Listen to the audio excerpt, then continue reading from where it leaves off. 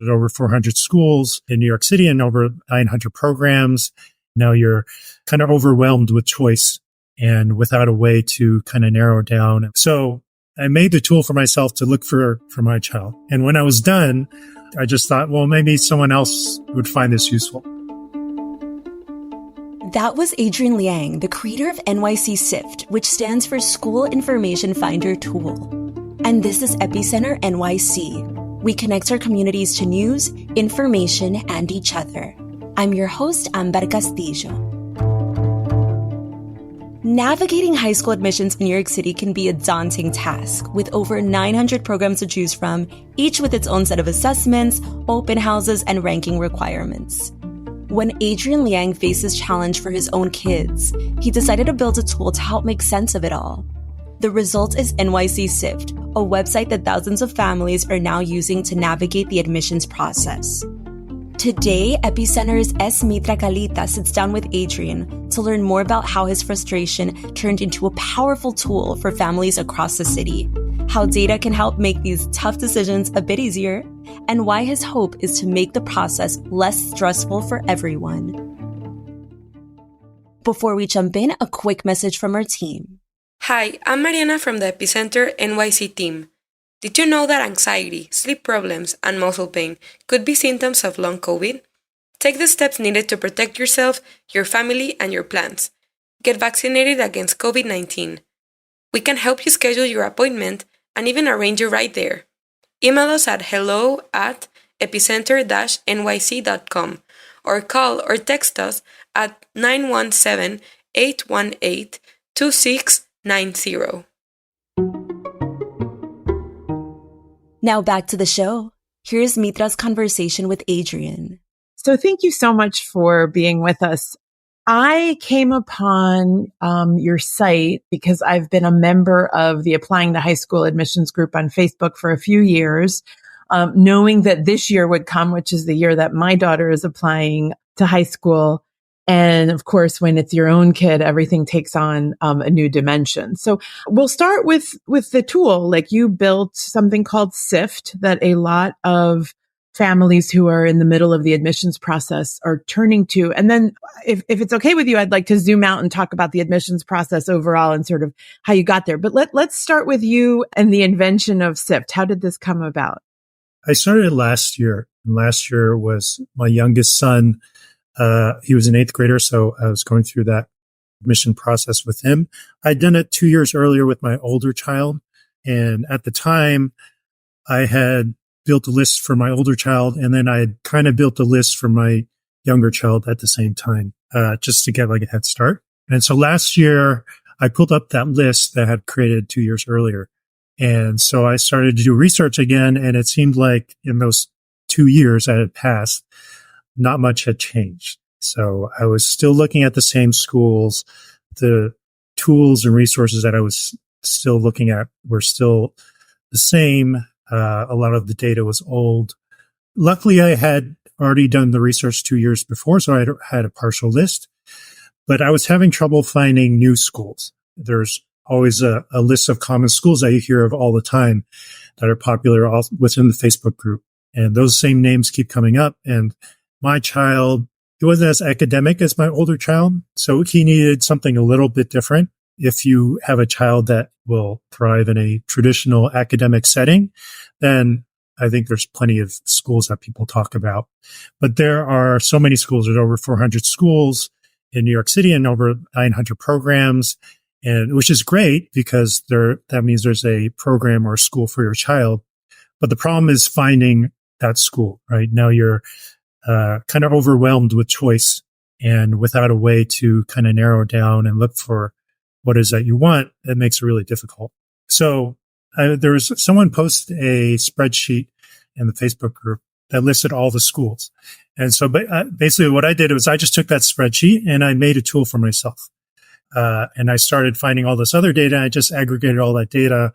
I made the tool for myself to look for programs for my child. And when I was done, I just thought, well, maybe someone else would find this useful. And you launched it over the summer? When did? It was last year, in the admissions period. I think it was in September. I made it public. what's changed since then? Because I definitely feel like you're referenced not just in the Facebook group that you and I are talking about, which I'll explain in a moment, but on some WhatsApp groups for our neighborhood where people have banded together to compare high school admissions data. On my daughter's Girl Scout troop, you've shown up there. So I think you're going viral in some other groups. What's changed since last year's tool and this moment right now? So last year was kind of a rush in a sense that I just made a basic version of what was already, it was basically like my schools. The difference was I had integrated a few other reports like surveys and things like that, things that I had looked into and I just wanted quick access to things. I don't know if you've looked at different reports that the DOE has. They have a lot of reports, but they're all over the place and different links. You have to go here and then search. It wasn't easily. You can find it easily. You'd have to go through like 10 steps. So the difference between last year and this year was tightening up all those connections and then adding a few things, which was the open house newsletter. One of the things I found when I was looking for open houses was that you would have to keep checking websites over and over, like every day, if you had time, if you even remembered, like I'd forget. So there are a lot of little things like that I added this year. One of the things was I have an automated script that runs and searches through school websites because I think it's been better this year, but previous years, my schools has a calendar that shows you open houses, but it wasn't always accurate and it wasn't always timely. And you would never know when your school would pop up. You would just have to keep searching every day. So, I mean, I might as well just go to the website.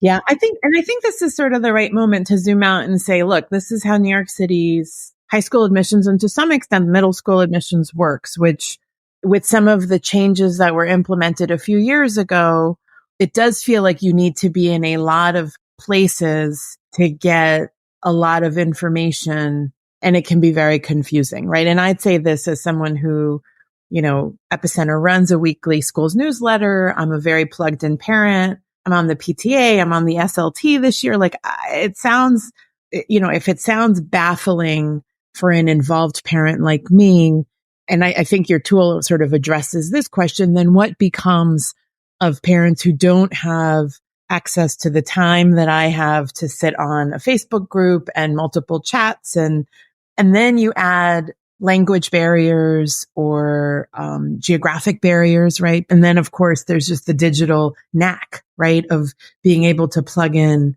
your child's stats, let's say, or even your own information. So does that sound kind of like the landscape that you were trying to solve for? Are there any other variables that I missed in how New York City high school admissions works? No, I mean, that was one key thing when you brought up the fact that some parents like yourself do have time to dedicate to looking for schools, and have the resources. And, that was one of the things that I really want to try and build towards is something that parents who don't have enough time or don't know where to look, I just want to make that process easier for them. So I'm in the Upper West Side and there's a number of parents that I've heard that they will hire high school consultants to help them through the process. They're filling a need, and that need is because the public school system is a bit complex. But I thought that was a bit unfair. It seems like to kind of get a leg up on public school that you would need all this additional help. And I didn't think that was particularly something that should have to exist. I mean, I think for some parents, and maybe our demographic is included in this, like this season of looking or matching a high school for your child it's not a full-time job, but it's definitely front of mind, right? And what we've heard is that for other families, again, it's not for a lack of concern for their child. It's just a time or access question. Like a lot of this will come down to looking through the book that you're referencing the night before this is due. And that feels like something you've solved for, not just by the matching process, but also the saving of time that you're addressing. And then the other, last year Epicenter hosted 2 webinars on applying to high school. The first one got hundreds of families who RSVP'd, but one recurring theme was that special needs families felt like they weren't being addressed. And so I think this gets to the question of judgment and technology when you're building a tool. In the process of matching, what I like about what you've built is that there is some subjectivity, right? There is, at least from where I sit, it feels like you're making some recommendations based on inputs you're getting about an individual child. It's all data driven, but some of that data is subjective data. So aside from just the straight numbers of this is how many students there are, the yearly DOE surveys, like the school surveys where they ask the families about safety and environment and that kind of stuff, that stuff is subjective, even though they come out as numbers as, 75% find the schools safe and blah, blah, blah. So in that sense, when I start taking that data and making suggestions off of that data, it is subjective because the source data is subjective, right? I'm trying to filter on this kind of data, which is supplied by people. When you mentioned the special needs stuff, this one of the things that seems to be coming up recently as well. And I'm trying to figure that out is there's the SWD IEP students. The DOE does have some data on that. So it's this process of extracting that data and making it available to people who want to look for those kind of key things to filter their desires on. Understandably, the country's largest school system has to treat each child the same when we know that all children are not treated the same, right? And so there is an interesting dynamic you've created, which is using data to help. Again, I don't know if that was the intention, but that's how it's looking to me. Yeah, I mean, there's one thing I actually also released, which is I called it the SIFT advisor. So what you do is you put in all of your DOE designations, like your lottery number and your group number, things like that. And then also your preferences. So it's kind of like a mix of filters, a mix of the individualized portion of your students' numbers and that kind of stuff. And it tries to make suggestions on programs. So in a way it's kind of subjective, but in the background, it's an algorithm that just has all the data that's available to it and tries to make the best match according to what you're telling it. What you hear all the time is like, can I just find a normal high school, right? Can I just find a high school where I don't know if my kid's going to be going into math or science or English or humanities, or I don't know if they want to be an actor. I would just like options for them. We're talking about high school. I can feel the stress coming out from some people when they post on these Facebook, like, oh, I got a bad lottery number, it's almost like the end of the world. And I feel bad for them because we're talking about, 13, 14-year-old kids. And I just feel sometimes that there's maybe too much pressure and just too much craziness going on with high school. And my hope is just that, okay, that they would come to the site like, okay, at least they have options to look at. I mean, I'm not there to tell them where they should look, but I think options, and a manageable list of options is better than no options or too many options. Adrian, can you tell me a little bit about yourself? What's your background as both a New York resident, a father, someone who's been through the admissions process, and of course, your technological background? I went to college for engineering, and I worked out in Silicon Valley, the late 90s, early 2000s. So I've been in a lot of, it was a crazy startup era. So I jumped through like 5 or 6 different companies just going start to startup. So I'm used to doing a lot of things on my own, just wearing different hats. So making the site wasn't really that difficult per se. It's a very simple site. It's just, collecting data, showing it. And then, I've been in here, living in New York. Well, I was born in New York. My family's been here for a while. I moved out to California, but, I've been living here, for the past almost 8 or 9 years now. So yeah, I have a junior right now in high school and then, a freshman this year. And is it different when it's your kid going through it versus when you're building a tool for other people?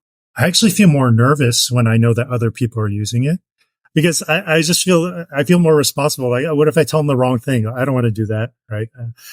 Was there a moment in your background? Was there something that happened? Like what shifts that from helping your own child to kind of more of a civic responsibility here? I think it was when I previously mentioned that some friends of friends had hired the high school consultants. That was a trigger to me. That just seemed ridiculous to me. And they're paying hundreds of dollars an hour for something I didn't think someone should need to be paying for. Yeah.